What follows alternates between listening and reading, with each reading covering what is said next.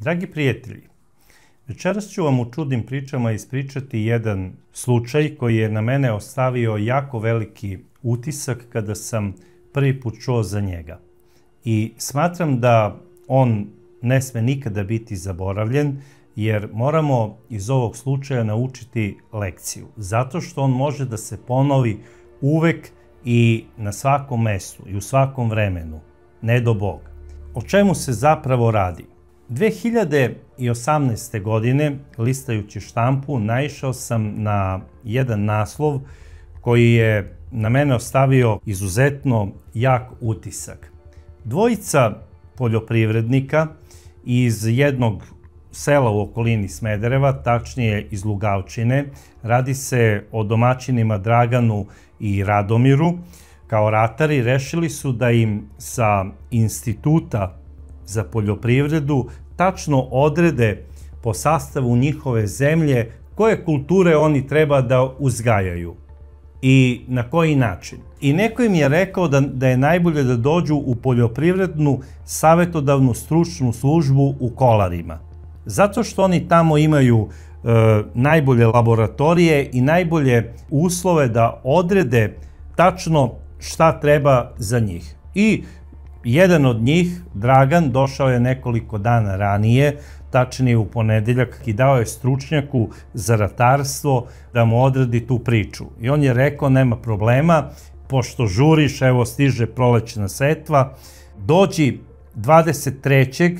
marta, pred kraj radnog vremena, dođi negde oko 4:30 u petak i ja ću za ova 4 dana da vam to sve završim.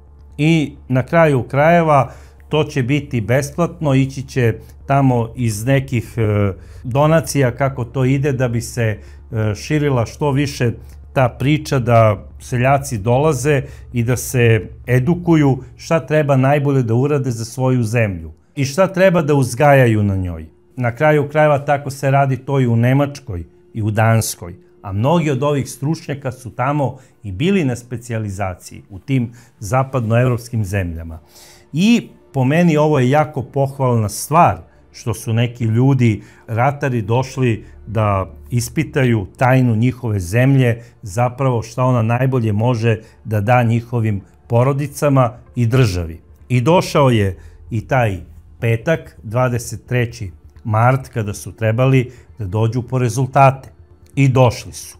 Ušli su u kancelariju stručnjaka koji je bio za ratarstvo, seli su i kaže, ajde, mislim, pred kraj radnog vremena smo, ali tu je još uvek naša kafe kuvarica, šta ćete da popijete? I taj 23. mart bio je nekako hladnjikav.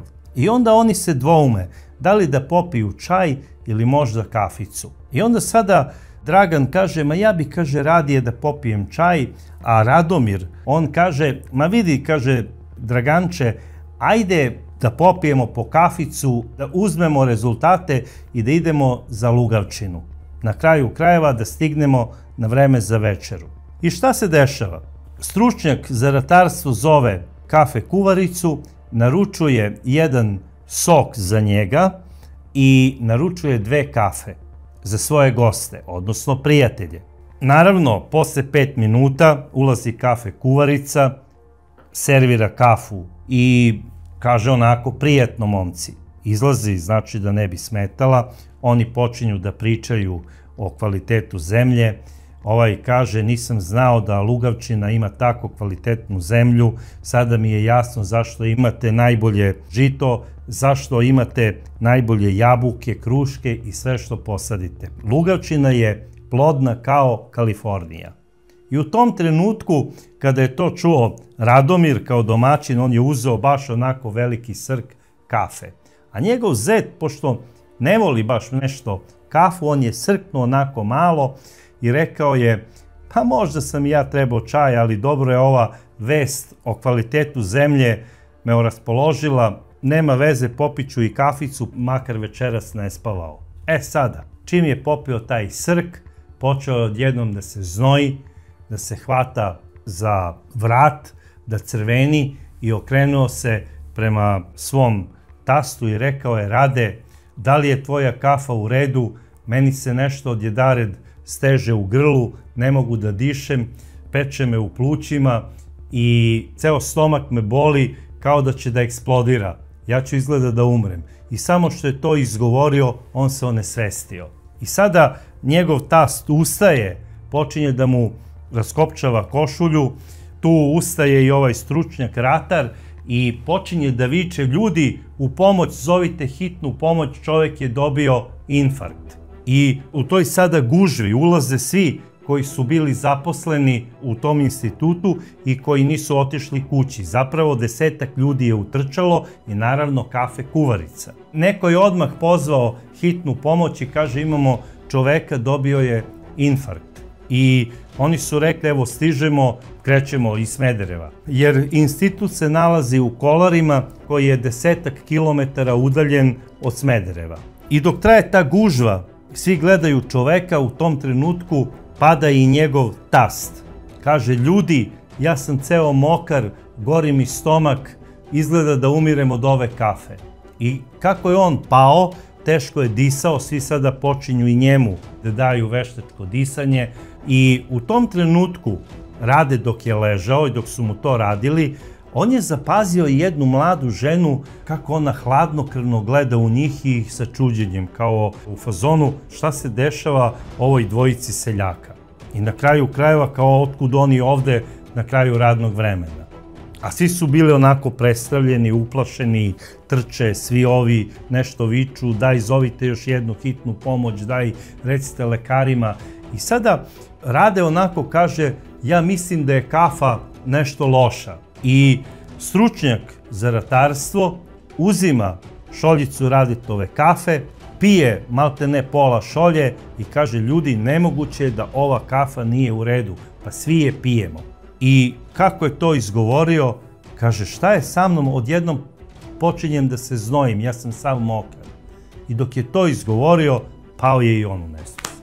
Na sreću, upravo nekoliko minuta posle toga stiže hitna pomoć. Odmah unose jednog čoveka, nemaju vremena da zovu drugu hitnu pomoć, ubacuju tamo 3 čoveka i voze ih hitno u Smederevo.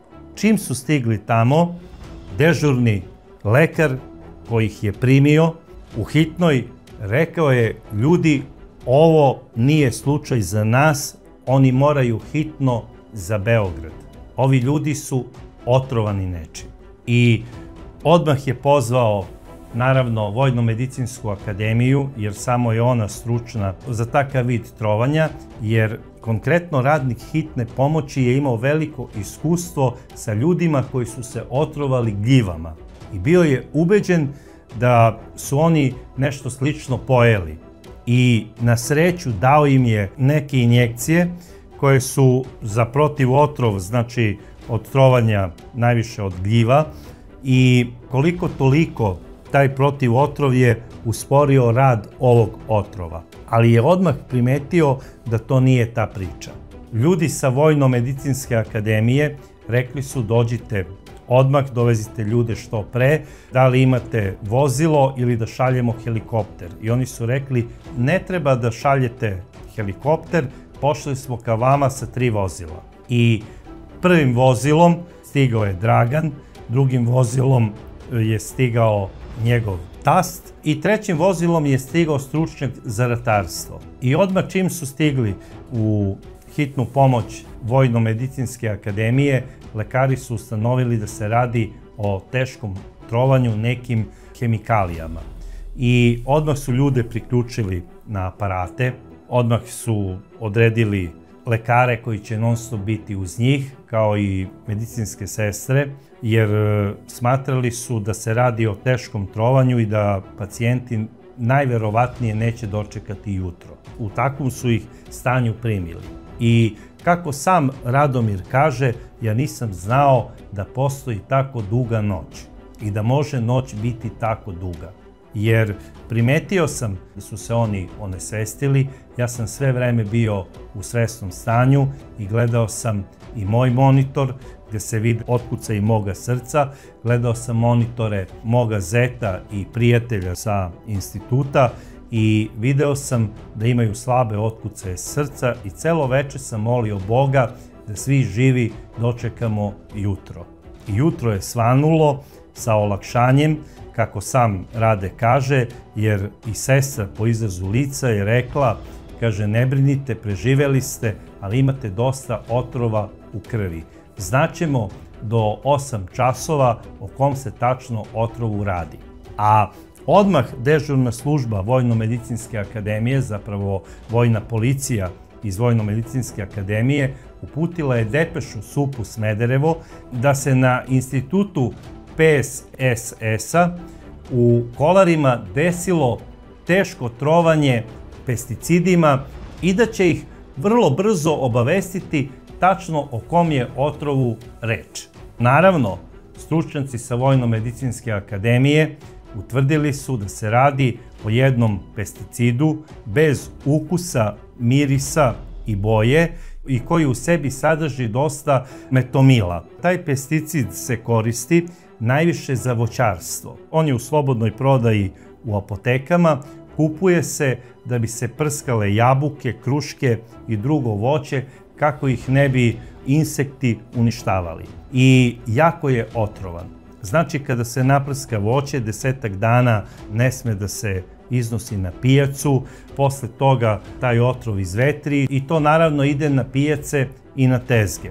E sada, ja razumem da taj otrov možda ne treba da ima miris neki jak, da ne bi ostao na jabukama. Ali smatram da treba da ima ukus i ne znam zašto ga proizvođači prave bez ukusa, mirisa i bez boje. Jer ne mogu da razumem takvu priču, malte neko da prave neki bojni otrov tipa cijanid za trovanje nekih, recimo, neprijatelja u specijalnim zadacima. Neshvatljiva mi je priča da takav otrov može da se prodaje u slobodnoj prodaji, može svako da ga kupi ko je, recimo, punoletno lice, ima ličnu kartu, uđe, kupi količinu koju hoće i može da napravi, ne daj Bože, ko zna kakav kriminalni akt, odnosno delo. I sada zamislite tamo nekog domaćina u nekom selu koji u onu prskalicu stavi onu kesicu, pa kaže, ma daj ja da stavim još pola kesice, mislim da to bude baš ono, sigurica. I on uzme tako, isprska ono voće i ode kući. Nigde on nije obeležio, nemojte da berete to narednih 10-15 dana i prolaze neka dečica tamo krenula malo da šetaju prirodom, recimo došla iz nekog grada, vide lepu jabuku, uberu i pojedu posle 5 dana. Ta deca možda neće odmah da dobiju povraćanje, prošlo je 5 dana, nije velika količina otrova, ali možete da zamislite šta im taj otrov pravi u njihovom organizmu, on im razara jetru, bubrege. Ta deca će imati posledice. Na kraju krajeva, ako pojedu više tih jabuka, dobit će i trovanje možda za pola sata.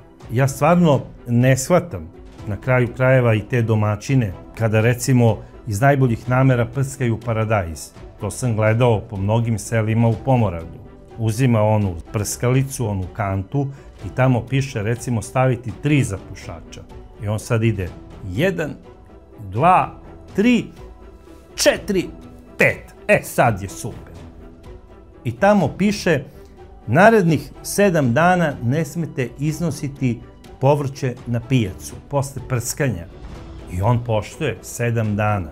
Ali ne, prijatelj, ti si stavio veću količinu otrova, sada ne smeš da izneseš najmanje narednih 10 dana, a možda i 12. I faktički otrovan paradajz iznese na pijacu, jer ne poštuje uputstvo. To vam je kao kad koristite, recimo, neki lek.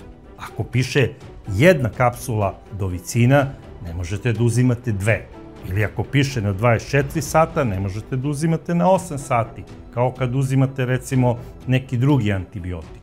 Znači, uvek mora da se poštuje savet lekara, a u ovom slučaju savet stručnjaka. A da ne pominjem da se ovaj otrov najviše koristi za trovanje pasa lutalica, to rade neki zli ljudi, tako što na neku kobasicu ili na nekom parčetu slanine naprskaju ovaj otrov i bace to u neki park ili bace još i gore u neko komšijsko dvorište. Možete da zamislite te mozgove I dolazi pas, jeste da je to malo promenilo boju, to njemu sve lepo izgleda, pojede i posle toga nema spasa. Zato što taj otrov sagori njegovu jetru za pola sata. To što se dešava tim životinjama, sada se evo desilo dvojici uglednih seoskih domaćina koji su došli da ispitaju sastav svog imanja, svoje zemlje, da bi posadili najbolju kulturu na njoj. I sa njima je na Vojno-medicinskoj akademiji, isto u teškom stanju, za čiji se život bore lekari, upravo stručnjak koji ih je pozvao kod sebe da dođu u njegovu kancelariju i koji je naručio te dve famozne kafe, od koje su se otrovali njih dvojica. I po dobijenoj depeši, kriminalistička policija iz Smedereva odmah je krenula u istragu, pošto se to desilo u institutu u Kolarima, oni su i došli tamo i uzeli su uzorke kafe, šećera i svega što je bilo u bifeu. Ispitali su i kafe kuvaricu, šta se tačno dešava, obavili su sa njom razgovor, pošto je ona kuvala, tu kafu, ona je u prvom momentu bila i najsumnjivija. I počela je zapravo priča između inspektora i kafe kuvarice, kako vi ovde pijete kafu, ko je danas sve pio kafu, kako to funkcioniše, na kraju krajeva, da li se dešavao neki slučaj nečeg čudnog što je za vas ovako u zadnjih nekoliko dana. I kafe kuvarica je rekla, ma ne, kod nas je sve uobičajeno, ja ne znam kako je došlo do toga, eto, radim ovde godinama, nikada nije bilo ničega, kuvam znači kafe, čajeve, sve što treba, nije bilo ni jednog incidenta. I sećam se da sam otvorila teglu koju sam spremila za ponedeljak. To je zapravo kafa koja je trebalo da se kuva u ponedeljak za kolegiju.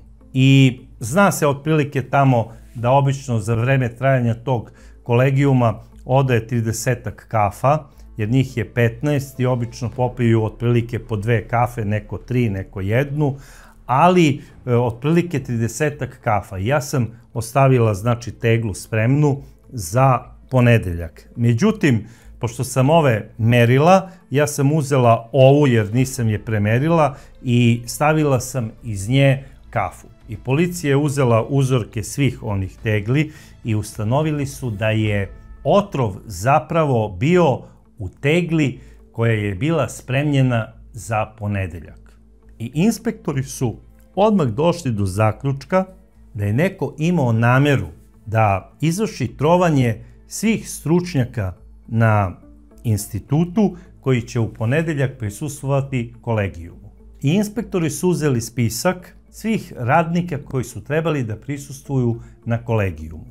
Od direktora do kafe kuvarice. Kaže, da li su ovo svi vaši zaposleni radnici? Kaže, ne.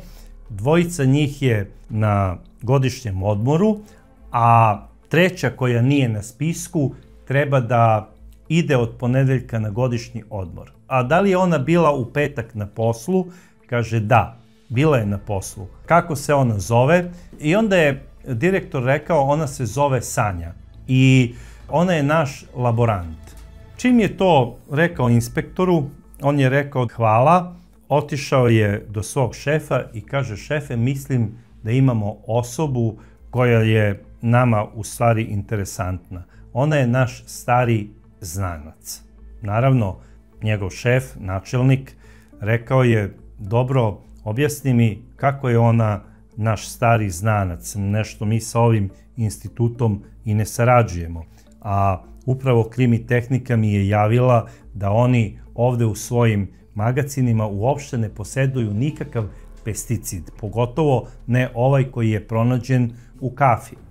Kaže, da, objasnit ću vam kad odemo u kancelariju o kojoj je osobi zapravo reč. I kada su došli u kancelarije SUP-a Smederevo, inspektor je otišao do kartoteke, doneo je Sanjin karton i rekao je, ova gospođa je radnik instituta i ona je naš stari znanac zato što smo protiv nje podneli krivičnu prijavu. A zapravo o kojoj je osobi reč? Sanja je radnik instituta, ona je završila hemijski fakultet, radila je kao laborant na ovom institutu. Bila je udata za Dekija, Deki je njen muž. On je mašinski inženjer i radio je u jednoj firmi u Smederevu. Sanja i Deki su živeli u jednom predgrađu Smedereva.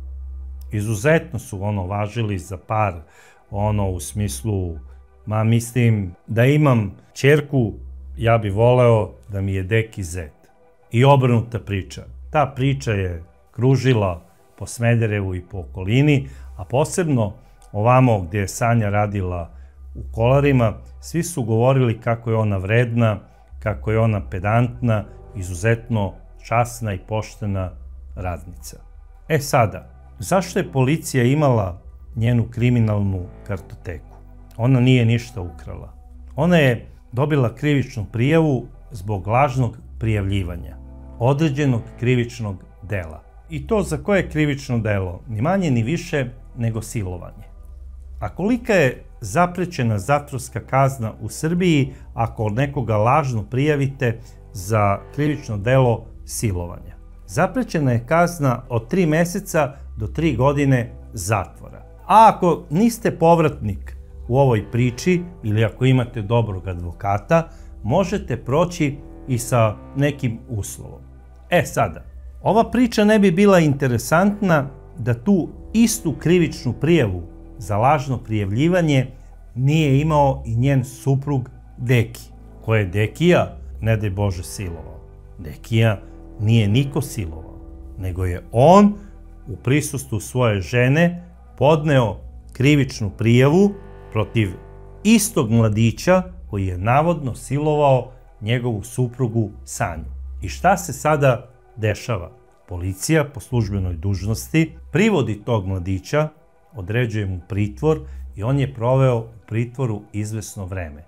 Za to vreme kriminalistička policija je ustanovila da ova prijava sa istinom nema nikakve veze, jer je policija obavila operativni razgovor sa oko 150 lica u Kolarima i u Smederevu. Znači, sa licima koja su poznavala Sanju, njenog navodno silovatelja i naravno supruga. I svi su rekli da oni znaju da je Sanja 2 meseca bila dobrovoljno u vezi sa licem koje je navodno izvršilo silovanje. I policija je oslobodila ovog momka iz pritvora, ali je privela zato Sanju i Dekija i podnela im je krivične prijave za lažno prijavljivanje. A šta se zapravo desilo?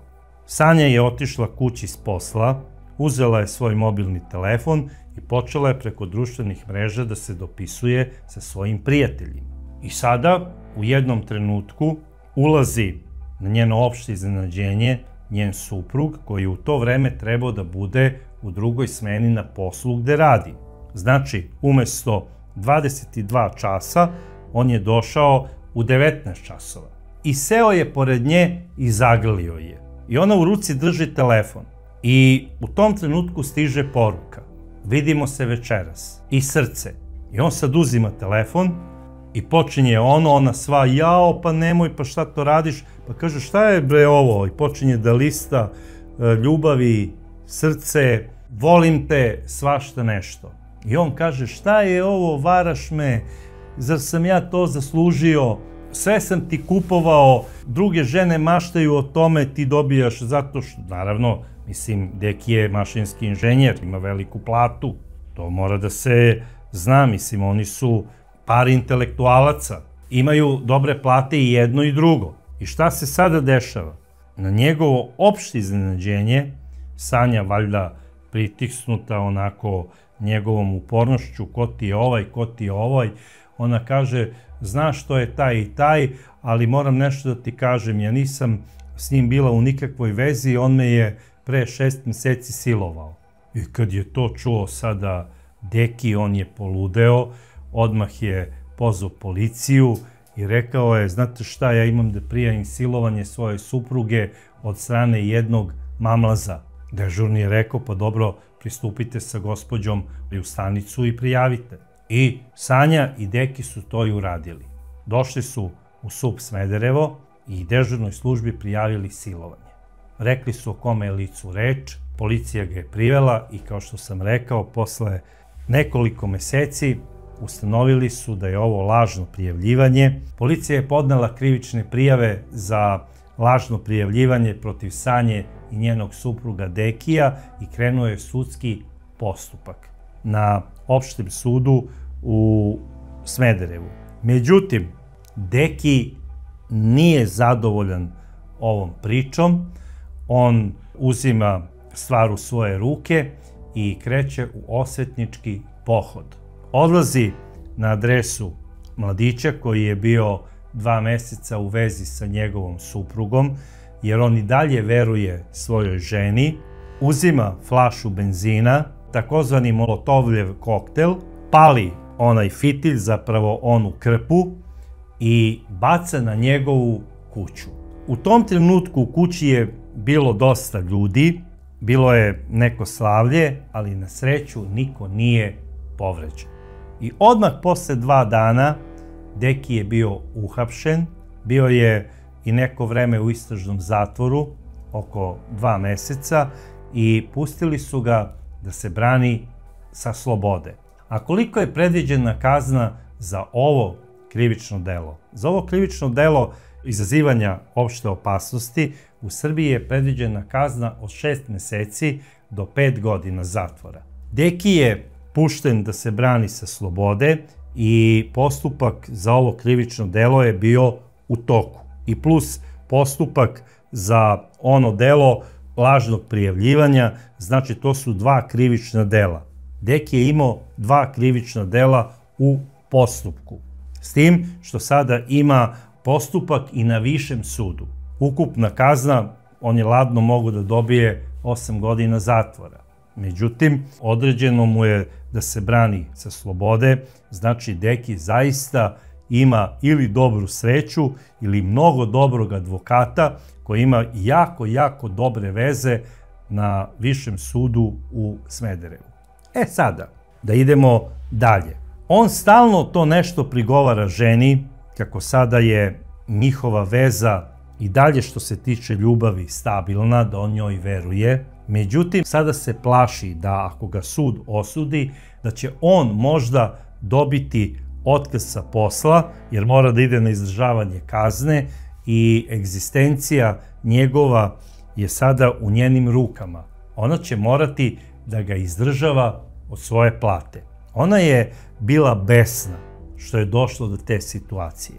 I umesto da je rekla, dobro Deki, ajde upotrebit ćemo sve veze, evo podići ću i kredit da platimo tog advokata kako bi ti dobio uslov i ja da dobijem uslov, jer mislim ako ne dobijem uslov, ako dobijem više od 6 meseci, gubim i ja posao. I onda smo baš u velikom problemu. Ja ne znam sada šta se desilo u toj priči. Najverovatnije da je nešto kvrcnulo u mozgu ove prepametne žene i ona je odlučila da krene u jedan osvetnički poduhvat.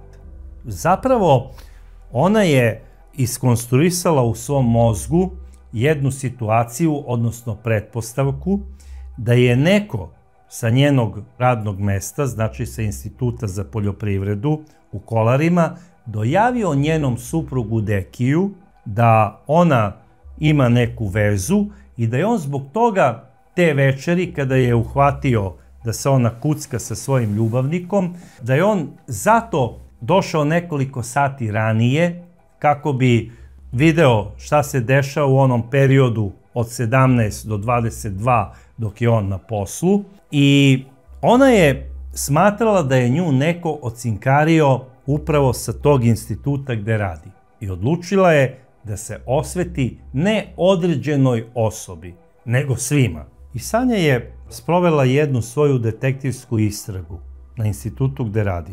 Tamo ima 20 zaposlenih, od kojih su 10 stručnjaka i 5-6 njihovih saradnika i ljudi koji rade na održavanju, uključujući i kafe kuvaricu.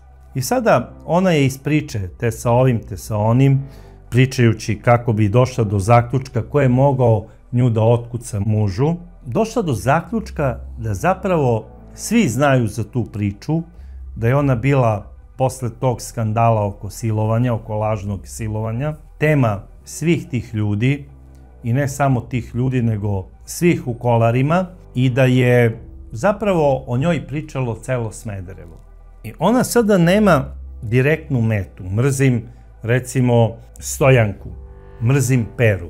Ona je počela da mrzi ceo svoj institut, jer je smatrala da odatle počinju sve ružne priče o njoj. Jer u institutu dolaze ljudi iz celog regiona, pa na kraju krajeva iz cele Srbije. I sada je pomislila da je glavna tema razgovora njenog instituta njen ljubavni skandal. Možete da zamislite, ljudi stručnjaci vode, znači, računa o ovoj zemlji, o onoj zemlji, ispituju ovu priču, ispituju onu priču, idu od sela do sela, razgovaraju sa svim ljudima. Znači, cele nedelje su u pokretu, kao pčele zujalice. Prosto nemaju vremena da razmišljaju maltene ni o svojim porodicama dok su na poslu. Sada će oni da pričaju o nekakvim švaleracijama. Pa švaleracije postoje od kada je sveta i veka. I to nije ništa čudno.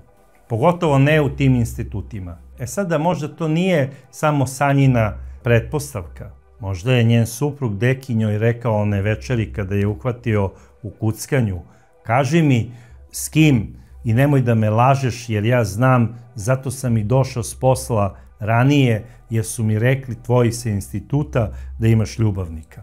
I ona je najverovatnije poverovala u ovu priču i rešila je da kada sazna ko je ta osoba koja je dojavila njenom mužu, da tu osobu i ubije. Mislim, krajnje ludilo. Pošto osobe nema, kako da je ubije? Pa ako ne znam ko je od njih 20, ubiću ih sve. Tako je ona razmišljala. I to u stilu jednog istočnjačkog presednika, koji je iz osvete nije mogao da se smara da otkrije ko je prvi dečko njegove supruge, streljao jedan čuveni celi orkestar. Znači, ceo orkestar je streljao. 32 muškarca je izgubilo glavu i to su ih streljali protiv avionskim topovima. Sada neću da pričam o kome se radi. On je mlad presednik, perspektivan, na kraju krajeva posjeduje nuklearno oružje. Ne bih voleo da u moj studio uleti sada neki krstareći projektil sa istoka. Tako da, no comment. To je na kraju krajeva neka druga priča. Kad budem rešio da se bavim pričama o politici i o međunarodnim tim dešavanjima, onda ću otvoriti i drugi kanal. Na ovom kanalu nastavljamo da pričamo samo o stvarima koje se dešavaju ljudima iz našeg komšiluka. I to radi edukacije. Međutim, ona je njega uzela kao uzor i napravila je prosto jednu strategiju.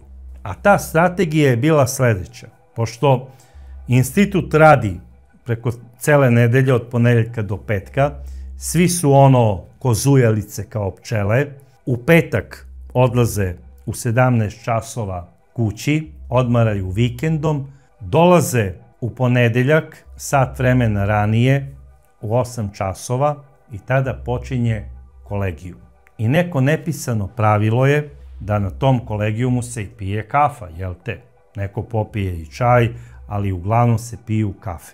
I to ona je tačno znala da neko popije i 2 kafe, ali obavezno ide ta jutarnja kafica, priča se šta se desilo preko vikenda, ko je odakle dobio pozive, ko gde ide sada u koje mesto, da bi ispitao sastav zemlje, kvalitet voća, vina, rakije i da ispita sve ono što se radi na terenu po njihovom stručnom savetu, jer oni su zapravo poljoprivredno savetodavna stručna služba i po tome su čuveni u čitavoj zemlji. I sada, šta je ona radila? Ona je tačno odredila koji dan to treba da bude. To je dan gde ona na tom kolegijumu neće biti prisutna.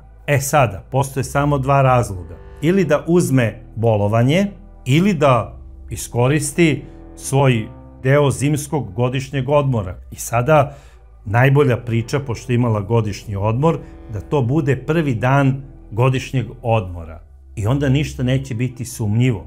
Ona je na godišnjem odmoru, kuvarica kuva kafe, otkud ja znam sa godišnjeg odmora ko je skuvao otrovne kafe mojim kolegama. I to je trebao da bude ponedeljak 26. mart, prvi dan njenog godišnjeg odmora. I ni manje ni više, ona je odlučila da na kolegijumu 26. marta ubije 15 svojih kolega i koleginica. Ni manje ni više nego trovanjem. Kao što neko odluči da potruje pacove. To je Sanja odlučila. I izmislila je tačno način kako da to uradi.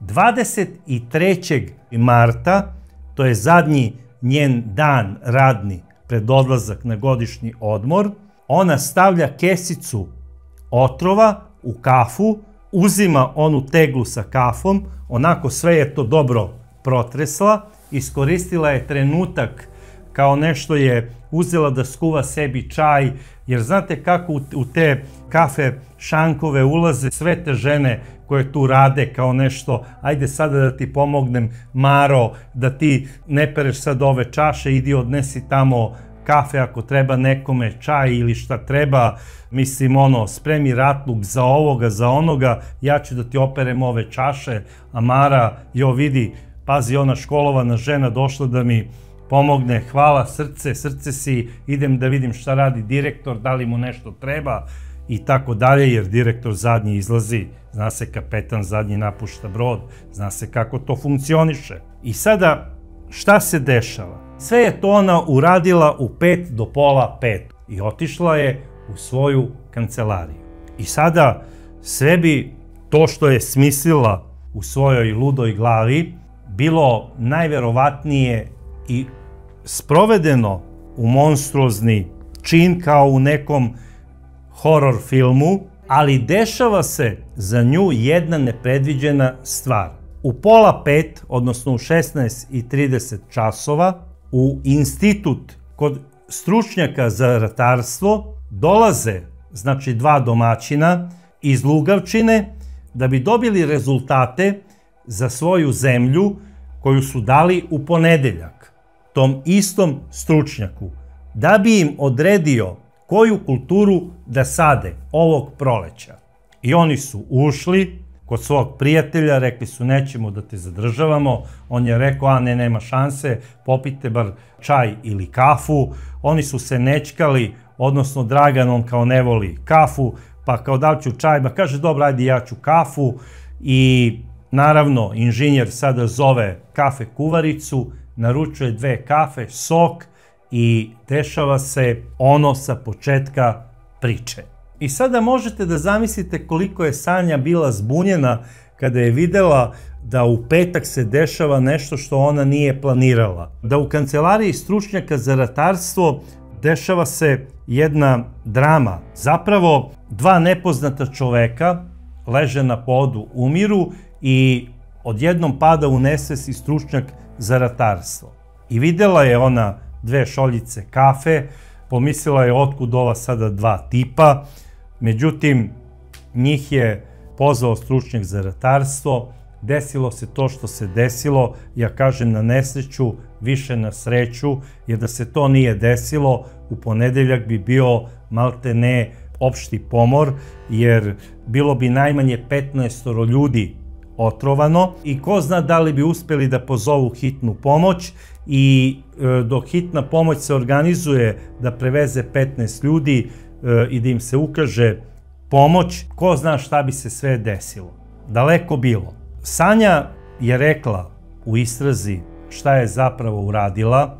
Rekla je da su njene kolege sa instituta njoj uništile život, da ona prosto ne može da veruje da su oni svi, umesto da se bave svojim poslom, zašto ih plaća država, vodili priče o njenom privatnom životu, da su izmišljali te ljubavne skandale, da je ona zapravo poštena, da ona nije nikad ni imala ljubavnika, da su te kolege nagovorile tog mladića da nju siluje i svašta nešto nebulozno je pričala. Sanja je gonjena za krivično delo ubistvo u pokušaju po članu 114, zapravo teško ubistvo. Međutim, na veštačenju u specijalnoj bolnici u Beogradu, koja se nalazi pri istražnom zatvoru, komisija lekara je utvrdila da Sanja nije uračunljiva i da njoj ne treba da bude određen član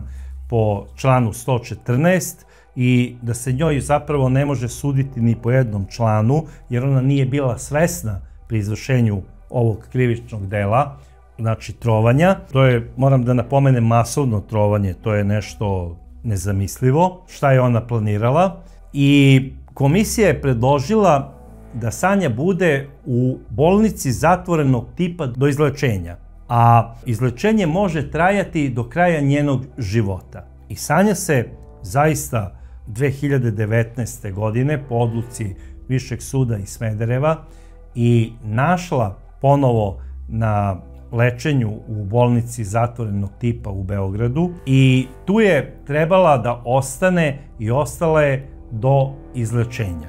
Sada, šta se dešava sa njenim suprugom, Dekijem? Deki i dalje veruje svojoj supruzi. Smatra da je sve namešteno njegovoj supruzi Sanji. On preti sudijama. Na sudu preti da će ih ubiti. Čovek koji je bacio zapaljivu bombu i izazvao opštu opasnost, mogao je da zapali tamo ljude, ko zna koliko ljudi ili deteta da izgori u toj kući. Izazvao je opštu opasnost. Pokušao je nekog da ubije vatrom. Sada preti sudijama na sudu kako će ih ubiti zato što sude njegovoj ženi. I njega hapse.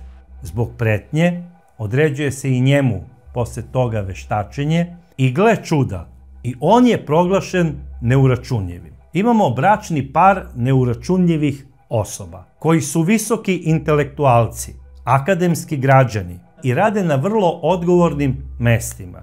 Ja ne znam gde su oni studirali, u Topoonici, u Guberevcu ili možda preko puta u Kovinu. Ne znam zaista gde se ovo dvoje mladih ljudi našlo, ako su oboje neuračunljivi. Ajde da prihvatim jedan, Sanja je to uradila zato što je neuračunljiva. Mada je to vrlo nategnuto. Kako je tačno izračunala da bude onaj dan kada ona neće biti tu? Gospodo, ovo je jako ozbiljna priča.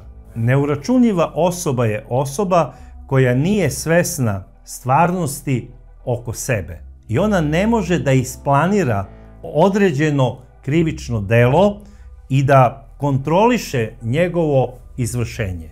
To je isto kao kada ja kažem ne postoji ubistvo iz strasti. Jer strast ne možete kontrolisati.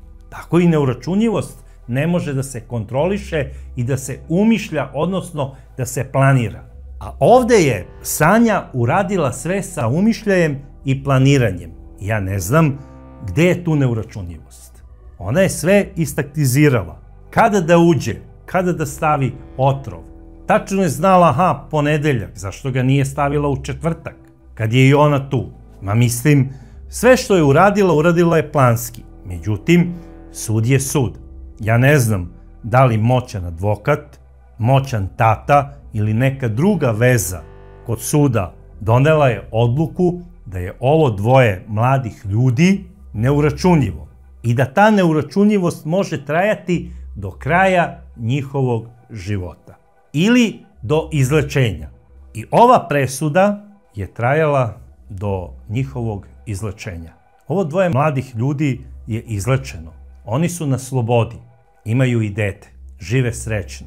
I iskreno da vam kažem, kako je naše sudstvo, pomalo se i brinem za sebe.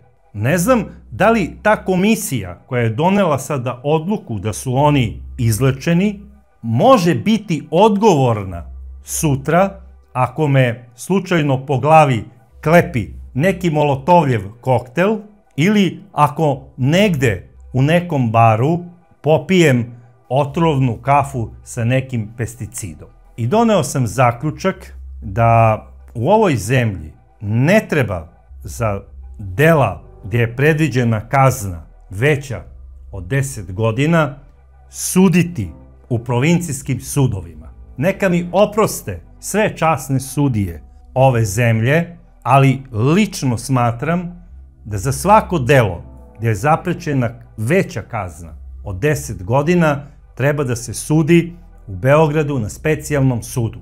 Jer zašto smo napravili onako veliki specijalni sud?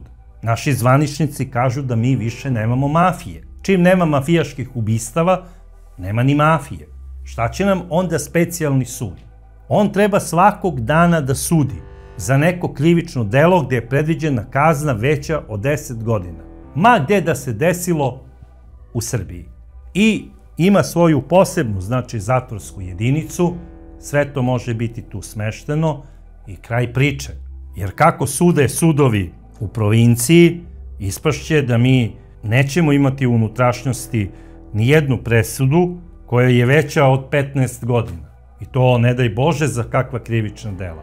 Ako se za određene bolesti i trovanja mora doći specijalno samo na Vojno-medicinsku akademiju, onda određena suđenja moraju da se sude na specijali, a specijala je samo u Beogradu.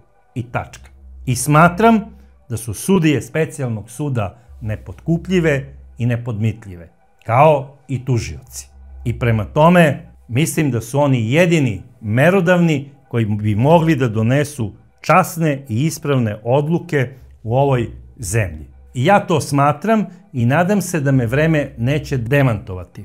Doduše, moram da podvučem, dešavaju se vremenske kazne velike i u unutrašnjosti, ali kako sam primetio, te kazne dobija malčanski berberin, sirotinja teška, dobija neka Lidija tamo sa Dunava, koja isto nije nešto finansijski, neki mogul da može da plati ne znam koliko skupe advokate, dobijaju tako neki ljudi koji ne mogu da organizuju dobre igrače da igraju za njih. I zato ja predlažem da se finale tih glavnih suđenja dešava u Beogradu. Kao što se nekada igralo finale kupa na stadionu JNA i nema drugi stadion. Jer su smatrali da samo tu može da se organizuje ispravna bezbednost utakmice i da bude sve pod kontrolom. I još nešto predlažem, da se ta suđenja ne odvijaju iza zatvorenih vrata, nego da bude prisutno barem 50 građana ove države, najčasnijih građana. I to da bude jedna vrsta velike porote. I da pred njima, ako se neko proglasi neuračunljivim, a posle toga pred njima isti ti stručnjaci treba da nekog proglase da on više nije neuračunljiv, nego eto izlečio se. Treba da snose odgovornost ako ti isti ljudi koji su proglašeni izlečenim, pa sada odjednom izvrše slično krivično delo. Treba da snose odgovornost zašto su to lice pustili na slobodu i zašto je neko njihovom odlukom, samo onim lekarskim potpisom, doveden u životnu opasnost. Jer recimo ja, ako bi popio otrovnu kafu od gospođice Sanje ili dobio bocu benzina po glavi od gospodina Dekija, ne bi bio ljut na njih. Ja bi bio ljut na sudiju koji je sa svojim kolegama i stručnim timom, što lekarskim, što sudskim, doneo odluku da su oni izlečeni. Jer ako su izlečeni, onda treba da se sude za krivično delo koje su počinili pre toga. Kao što je u Hrvatskoj, recimo. Jer na kraju krajeva i članovi sudskog veća vole da piju kafu. Šta da je neka neuračunljiva kafe kuvarica u njihovom sudu rešila da otruje sve sudije i da to sprovede u delo? Da li bi je proglasili neuračunljivom? Ili bi završila na doživotnoj robiji? Ja zaista sam rekao sve što sam imao, a vi, dragi prijatelji, kao i dosad, kažite u svojim komentarima. A do sledeće čudne priče ja vas pozdravljam.